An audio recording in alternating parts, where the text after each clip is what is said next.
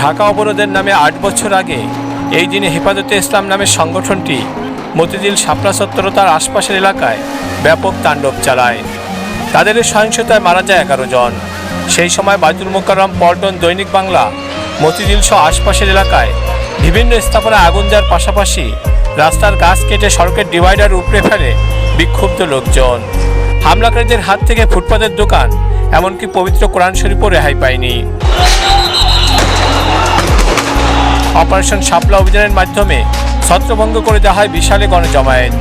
মানুষ হত্যা, ভাঙচুর, অগ্নিসংযোগ সহ দণ্ডবিধির বিভিন্ন ধারায় রাজধানীর বিভিন্ন থানায় মামলা হয় 42টি।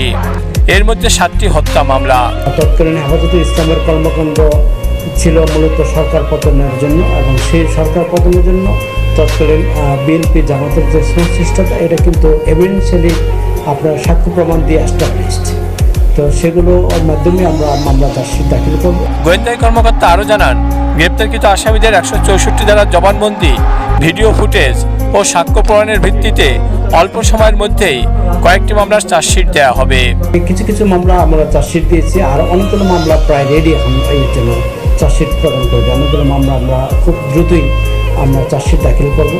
গোয়েন্দা তদন্তে বেরিয়ে আসে, ঢাকা অবরোধের নামে অরাজনীতি থেকে এই সংগঠনটির সরকার উৎখাতের পরিকল্পনা ছিল, আর এতে ইন্ধন ছিল বিএনপি জামাতের। বিএনপি কোন নেতাকর্মী যাদের সংশ্লিষ্টতা পেয়েছেন, এবং আমরা দেখেছি বিএনপির অনেক কেন্দ্রীয় নেতা ওই সময় স্টেজে বসে তাদের সঙ্গে ছিলেন। তো সেক্ষেত্রে তাদের গ্রেপ্তারের ব্যাপারে আপনাদের কোনো? তাদের যারা জীবিত আছেন তারা তো অবশ্যই আইনের আওতায় আসবেন, যারা হয়তো মারা গেছেন তারা হয়তো মামলা থেকে অটোমেটিক্যালি বাদ যাবে। ঢাকা অবরোধের নামে তাণ্ডবের সহিংস ঘটনায় পুলিশ ও ক্ষতিগ্রস্ত পরিবারের সদস্যরা এসব মামলা দায়ের করে। মাহমুদুর রহমান, এটিএন বাংলা, ঢাকা।